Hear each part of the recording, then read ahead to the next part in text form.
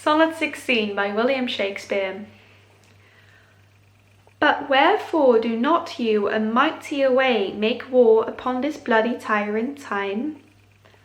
And fortify yourself in your decay with means more blessed than my barren rhyme.